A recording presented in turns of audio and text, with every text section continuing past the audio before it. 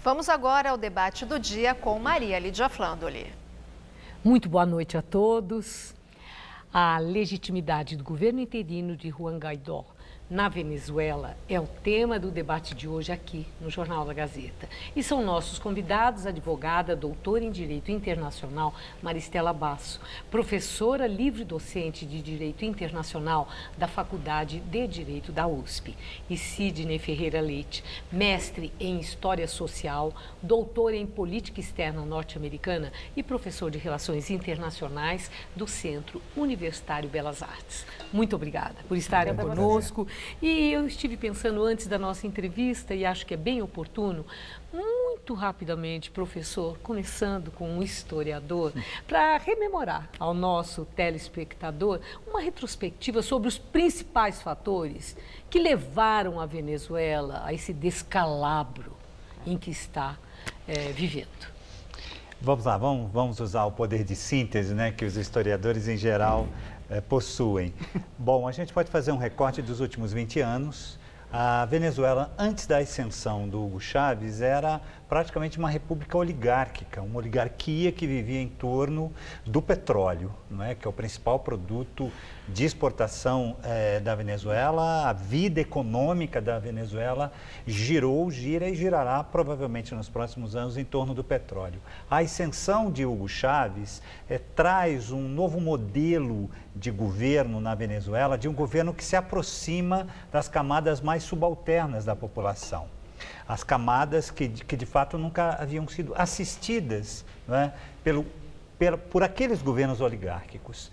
O governo Chávez consegue, com a alta do preço do petróleo, fazer fortes investimentos na área social e galvanizar, não é, a atenção internacional, a atenção regional e grande apoio popular. Com a morte de Hugo Chávez e com o declínio do preço do petróleo, do preço internacional do petróleo, emerge uma gravíssima crise econômica que se soma a uma crise política, de falta de legitimidade, de uma total incapacidade do atual presidente Maduro em lidar com as diversas crises que emergiram, principalmente por conta da economia do petróleo. Certo. Bom, então já o senhor nos atualizou, chegamos no momento. E, professora Maristela, o que aconteceu na América Latina? Muitos países que eram aliados à política de Hugo Chávez, os partidos foram derrotados em eleições, a Argentina, a Colômbia, o Equador, o Chile. E eu quero saber que relação, se nós podemos estabelecer a relação dessas derrotas de aliados ideológicos de Hugo Chávez, da política de Maduro, e culminando com a derrota do PT no Brasil e até a prisão do Lula, que sempre manteve relações muito estreitas com o governo venezuelano. Você volta de férias, volta de treino. Bom, mas nós podemos estabelecer uma relação que essas derrotas todas tenham, de alguma forma, impulsionado aquele declínio de Maduro? Hoje a gente vê que dos países que a gente fala, né, a comunidade internacional está apoiando o governo paralelo, uns apoiam de um jeito, outros países apoiam de outro. A gente vai ver que na América Latina, como você destacou, nós só temos dois países nesse momento que apoiam o governo de Maduro e que são óbvios, né? A Bolívia, que continua, né, na sua esquerda radical, e o México, que nesse momento enfrenta tantos problemas que o Obrador não sabe como se posicionar e acaba se posicionando sozinho fora da América Latina. Então, o que a gente viu nos 80, anos 90, vitória dos caudilhos, né, dos representantes da esquerda radical, daquela bolivariana, Che Guevara, e agora final dos anos 2000, início de 2010, 2015, a gente está vendo que eles estão recuando, e o recuo é esse. Os venezuelanos agora estão bastante divididos, não querendo mais talvez esse governo de esquerda radical, populista, e pendendo mais para o centro ou para a direita. Então é uma resposta, sim, a tudo que aconteceu na América Latina. E essa guinada à direita que isso decorre de uma fadiga e consequente frustração nas populações desses governos de esquerda, dos governos que se alinhavam ao perfil da política de Hugo Chávez, ou, como o próprio Maduro tem argumentado, todos esses países onde esses partidos sofreram derrota, e ele próprio lá na Venezuela, são vítimas de uma ação articulada do capital internacional que enriqueceu muito, teve uma condição muito favorável, principalmente em relação à questão do petróleo, da Venezuela, e aí uma ação política no sentido de desvaziamento desses governos de esquerda. Como é que o senhor avalia? Os governos de esquerda na América do Sul, em especial, ficaram algum tempo no poder. O poder é desgastante, né? Principalmente quando nós temos cenários econômicos não tão auspiciosos, né? E, infelizmente, a América do Sul, nas últimas décadas, está se tornando exportadora, né, de commodities. Isso fragiliza muito as economias nacionais. A indústria, de uma maneira geral, na América do Sul, inclusive no Brasil, vem passando por um processo de decadência, o que aumenta a dependência da América do Sul em relação à economia internacional e às flutuações da economia internacional. Então, eu penso que esse fato enfraqueceu muito os governos de esquerda e de centro-esquerda, que se tornaram incapazes de levar as políticas públicas que levavam em relação à sociedade, às camadas mais subalternas da sociedade. E isso gerou um quadro muito objetivo que a gente não pode fugir dele. A Venezuela está praticamente, o governo Maduro está praticamente isolado. Os atores internacionais que apoiam Maduro são atores influentes, são potências, a Rússia, a China, a Rússia, a Turquia. Porém, com uma fraca inserção no subsistema regional. É muito mais importante para a América do Sul, por exemplo, o posicionamento do Brasil, da Argentina, é claro, dos Estados Unidos. Então, os apoios que o Maduro tem, externos, eles são significativos, mas muito pouco práticos e úteis para ele se manter no poder. A palavra legitimidade já foi usada pelo professor Sidney. O que é que confere legitimidade a um governo? No caso, Guaidó teve o apoio de quanto? Mais de 40 países em todo o mundo. Isso confere legitimidade a ele naquela autoproclamação de presidente interino? Sim. Ou ainda carece dessa legitimidade? Ele tem uma legitimidade sob a perspectiva da moral, da ética e do desejo da população, porque não há nenhuma legitimidade perante a lei. Se a gente falar legalidade desse governo interino, desse governo provisório, não existe. Ele está ali de forma fática, né? E não está ali juridicamente, porque não existe essa figura de um governo provisório. E isso, esse governo provisório hoje, nesse momento, ele mais problemas traz para a Venezuela do que ajuda, porque o que a gente está vendo é que a população agora se dividiu mesmo.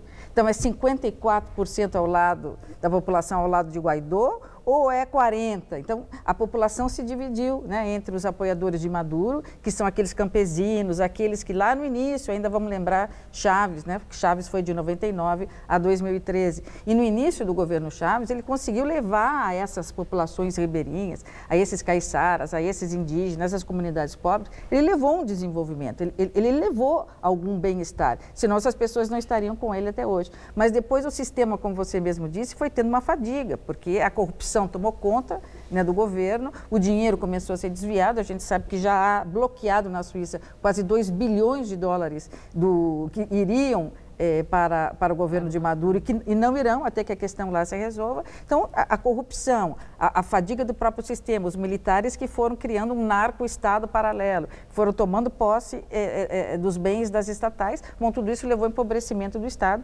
e o regime e o sistema não está conseguindo mais abastecer a população ou toda aquela população que existia. Bom, eu vou fazer um parênteses aqui. Eu devo pronunciar Guaidó ou Guaidó?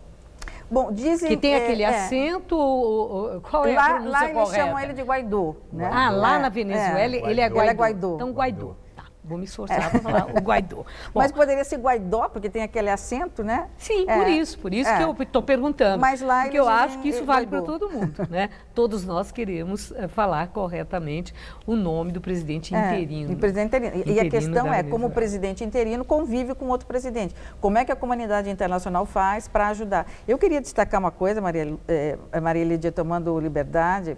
A matéria que a repórter mostrou, e foi uma matéria que ninguém está fazendo dessa forma, mostrando os caminhões venezuelanos. Da ajuda humanitária. Fechando o bloqueio da ponte que liga Venezuela e Colômbia. Porque vamos lembrar, nós temos a Venezuela, ela faz fronteira embaixo com a Colômbia, um pedaço grande, e depois com o Brasil. Então, as grandes passagens ali humanitárias ou são via Brasil ou via Colômbia. E a gente viu uma ponte importantíssima bloqueada, porque Maduro não permite que os mantimentos e ajuda humanitária cheguem. Hoje, Maria Lídia, está na fronteira esperando para entrar na Venezuela, se aqueles containers forem retirados, ajuda humanitária médica e de alimentos, que pode ajudar nesse momento mais de 300 mil pessoas. E fora a questão dos 2 milhões e tantas mil pessoas que já deixaram a Venezuela e aquela previsão da ONU de que mais 2 milhões nesse ano poderão deixar o país. Mas, professor, essa questão da ajuda humanitária, Maduro deu lá a resposta, que isso é um artifício, que isso é uma estratégia do Trump para entrar já, colocar o pé na Venezuela para uma intervenção militar, a título de uma ação humanitária. E que isso, inclusive, a ação humanitária inferioriza e humilha a Venezuela. E que, se de fato Donald Trump quer ajudar, que suspenda as sanções, barreiras, aquilo que está impondo e que, de fato, pune e apena a população da Venezuela. Qual é a sua análise? Essa narrativa do grande inimigo externo, interessado nas riquezas da Venezuela, invadir a Venezuela, aquele território. É muito importante para o Maduro conseguir um mínimo de apoio interno. É retórica? É retórica política ou tem um fundo que merece reflexão? É muito pouco provável que os Estados Unidos se aventurem numa ação. Essa não é uma questão de soldados, essa é uma questão diplomática. Eu chamo a atenção do papel de protagonismo que o Brasil deve desempenhar nesse contexto. E que está perdendo nesse momento. Como grande líder, como mediador, não é? Apostar na radicalização, no tug of war, no cabo de guerra, é uma aposta extremamente errada. Nós precisamos criar zonas cinzentas e pensar no povo venezuelano. Não é uma questão só de tirar o Maduro do poder. É o que haverá no dia seguinte à saída de Maduro ao poder. Podemos ter, inclusive, na Venezuela, um cenário de ascensão de um Estado comprometido com o narcotráfico. A situação da Venezuela é uma situação de forte interesse para o Brasil, para os interesses estratégicos. Mas essa possibilidade que o senhor escreve aí, desse fortalecimento do narcotráfico, a ponto de tomar uma posse ali e tutelar um governo da Venezuela, isso tem uma relação direta com uma fragilidade política de Guaidó? Ou tem uma relação direta, sim, com essas próprias forças do narcotráfico, por já terem tentáculos nas instituições e já estarem lá instalados?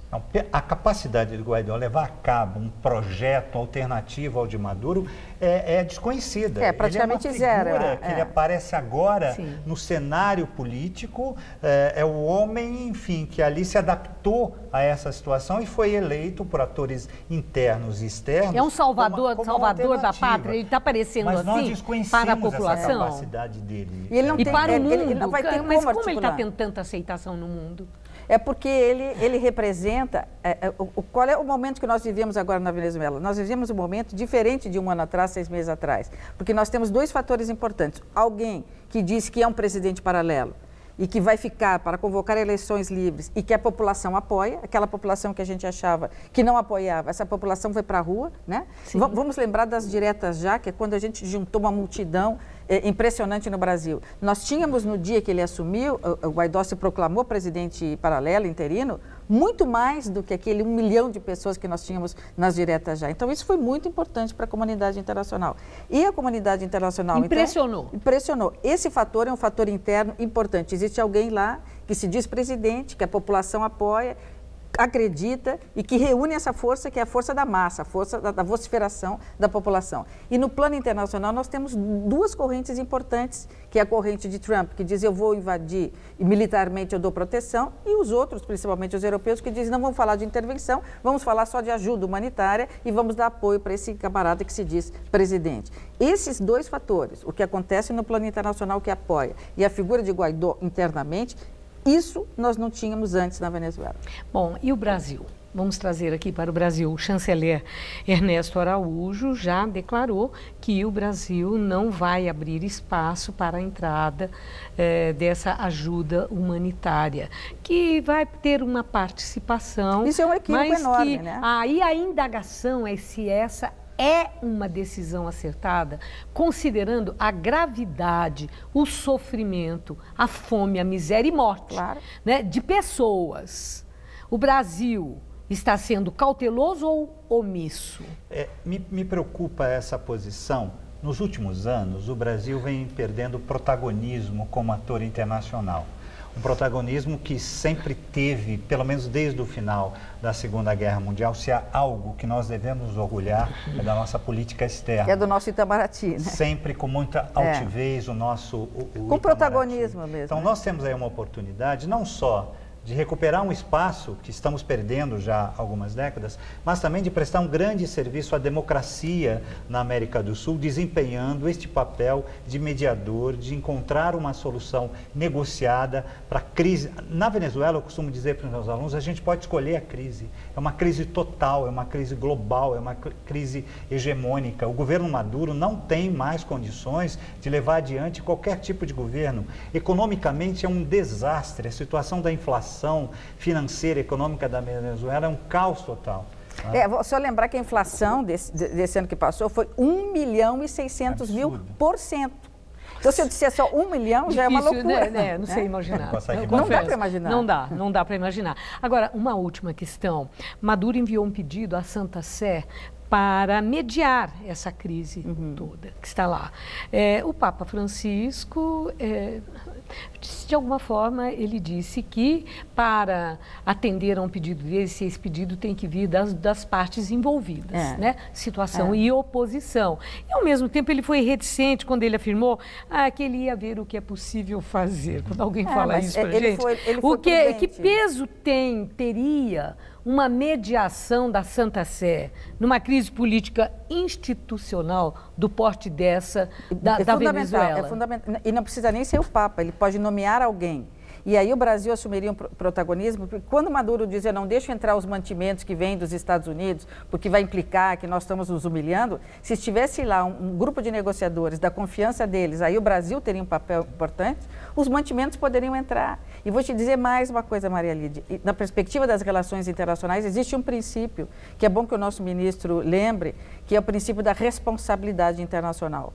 Todo chefe de Estado que souber que pessoas estão sendo assassinadas, estão morrendo, seja de fome ou por beligerância interna, aquele chefe de Estado tem que ir em ajuda daquela população do país vizinho ou do país mais longe. Então, o nosso presidente Bolsonaro, ele tem responsabilidade internacional, sim. Ele tem que atuar nesse encontro de uma solução pacífica e ajudar a que a ajuda humanitária chegue na Venezuela. Bom, o Brasil já vivenciou uma situação em que uma pressão internacional teve muito significado na época da ditadura militar, né, para o início da abertura, para cessar aquelas denúncias todas que aconteciam, que começaram a sair do Brasil e foram divulgadas fora, do desrespeito profundo ao Estado de Direito e ao direito das pessoas. Não é verdade? Porque a humanidade nós já vivemos isso e sabemos o que isso significa. Bom, eu agradeço muito. Terminou o nosso tempo, tenho certeza o quanto eu lamento. Muito obrigada pelos subsídios que trouxeram para a nossa compreensão. Uma boa noite. Obrigada. Com você.